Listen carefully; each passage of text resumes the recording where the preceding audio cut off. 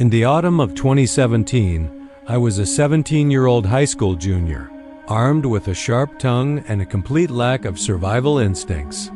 I'd been persuaded to babysit for the Hamilton family, who lived in a sprawling, creaky farmhouse on the outskirts of Madison, Wisconsin. The gig promised some extra cash, which was tempting for a broke teenager.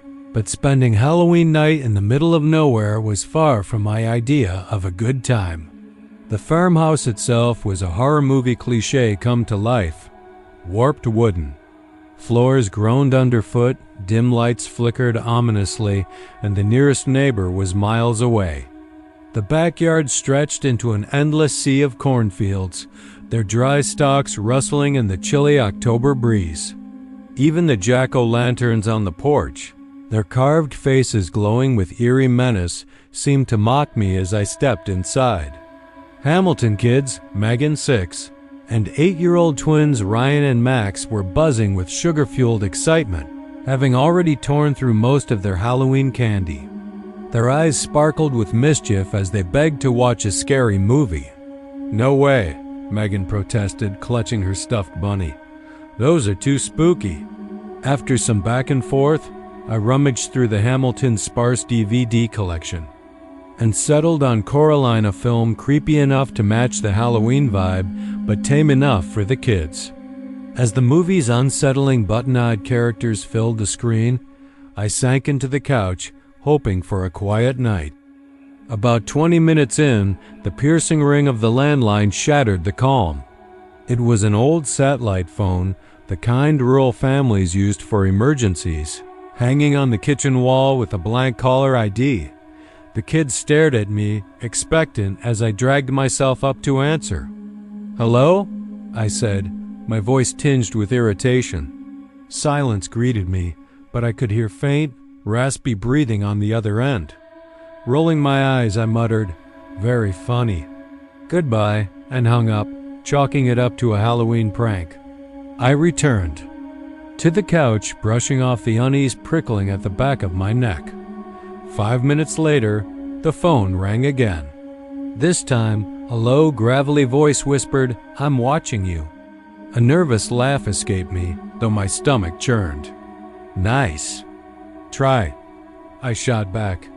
"Happy Halloween." I slammed the phone down, my bravado masking a growing sense of dread. Megan's wide eyes met mine. "Who was it?" she asked, her voice small. "Just a prank," I said, forcing a smile. But the kids weren't convinced, and neither was. I doubt as Coraline reached its creepiest moment, the other mother's true form revealed, the TV screen flickered and went black. The lights followed, plunging the house into darkness. Max's voice trembled. "Is it a power outage?"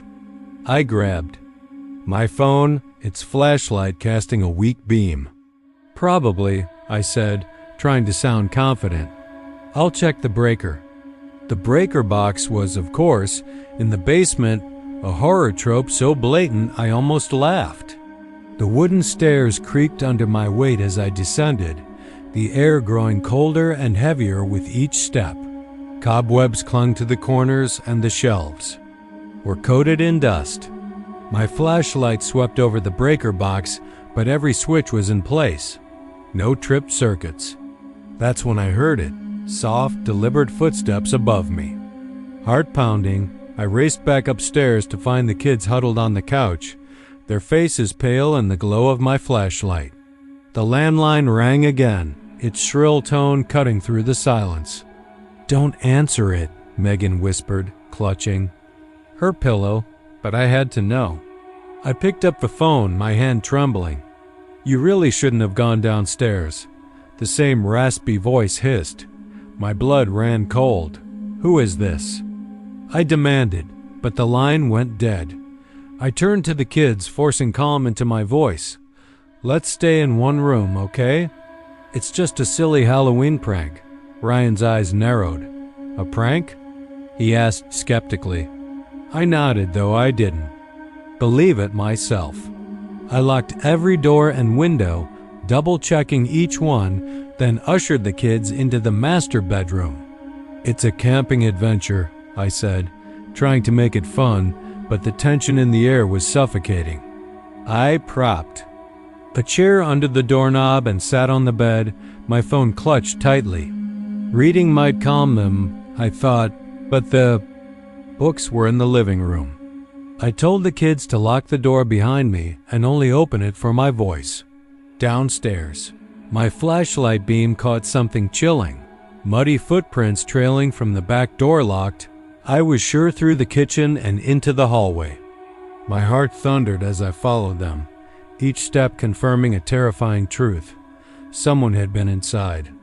I called 911, whispering to the operator as I hid in the shadows. "Officers are on their way," she assured me, but in the middle of nowhere, help was at least 20 minutes out. A low creak echoed from the hallway. My flashlight flickered, revealing nothing but empty space. I bolted back to the bedroom, locking the door behind me. "The police are coming," I told the kids, my voice barely steady. "We just need to stay quiet." But then, just outside the door, I heard it. Faint, deliberate breathing. The doorknob jiggled and the kids froze, their eyes wide with terror. I grabbed a bedside lamp, ready to swing it like a club. "Who's there?" I shouted, my voice cracking. The jiggling stopped, but the silence was worse, heavy with menace. Footsteps thudded next door, followed by the sound of drawers being yanked open. Whoever it was, they were searching for something. A loud crash of vase or picture frame shattering made us jump. The chair under the doorknob held firm, but my heart pounded so loudly I thought it might give us away. Then, finally, the distant wail of sirens. The footsteps turned frantic, heavy thuds racing down the hall, followed by the roar of a motorcycle engine speeding into the night. When the police arrived, their flashing lights bathed the room in red and blue. I led the kids downstairs, my legs shaking. The officers searched the house and found signs of forced entry. A pried-open living room window, muddy footprints, and scattered belongings. The intruder was gone, but the evidence of their presence lingered like a ghost. When the Hamiltons returned, they were horrified, apologizing profusely.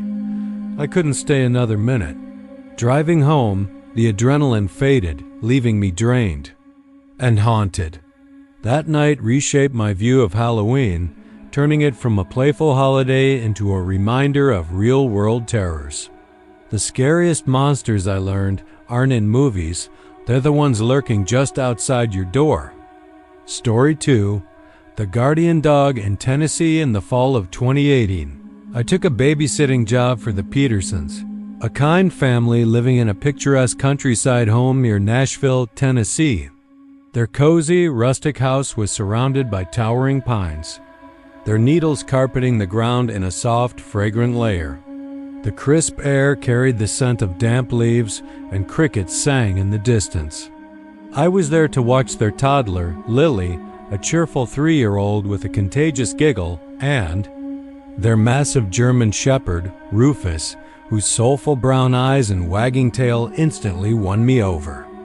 As an animal lover, I was more excited to spend time with Rufus than anything else. Mrs. Peterson walked me through the house, pointing out the security system, Lily's bedtime routine, and the well-stocked kitchen. "Rufus is a great guard dog," she said, ruffling his fur. "He'll keep you safe." I smiled, scratching behind his ears. Good to know.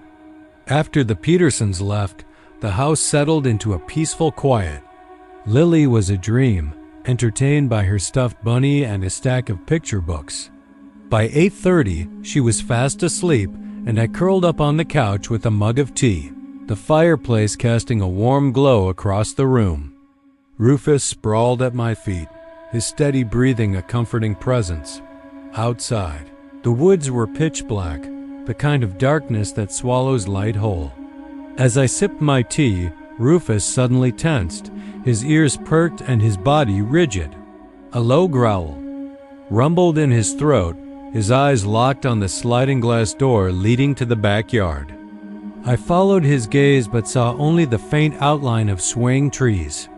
"It's probably just a raccoon," I said, though my voice lacked conviction. Rufus didn't relax, his fur bristling as he continued to stare into the night. For the next hour, Rufus remained on edge, growling intermittently and pacing by the windows.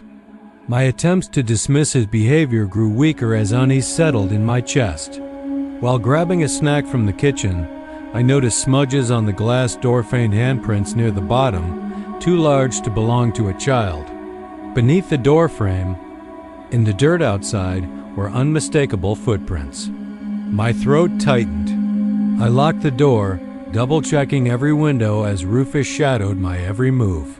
His growls growing sharper. Then came a soft knock, not from the front door, but the living room window. My heart lurched. Rufus erupted into ferocious barks, his teeth bared as he lunged toward the glass. I couldn't see anything beyond the porch light's dim glow, but the knocking persisted, deliberate and taunting.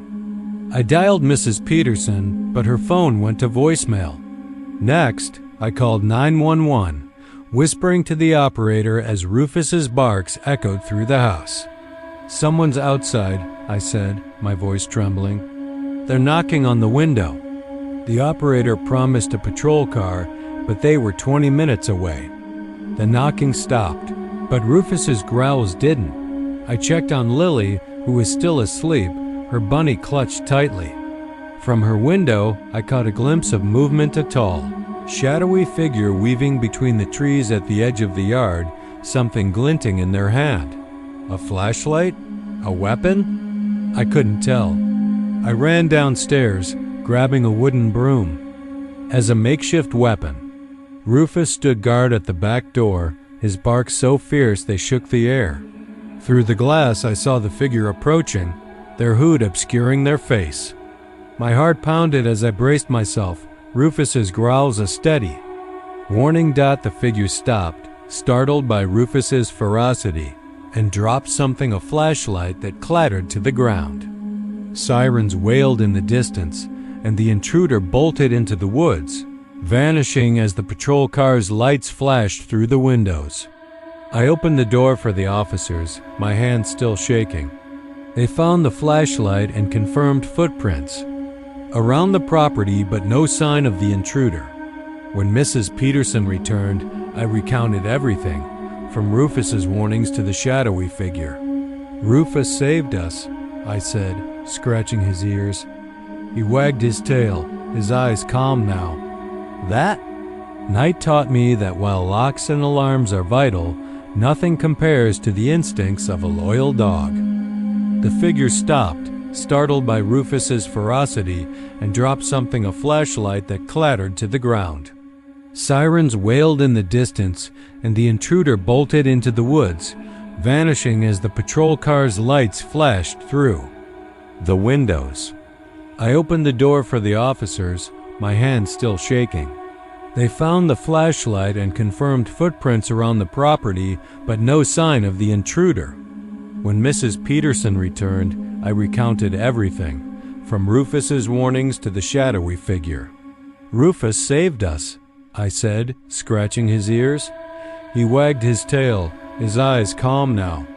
"That night taught me that while locks and alarms are vital, nothing compares to the instincts of a loyal dog."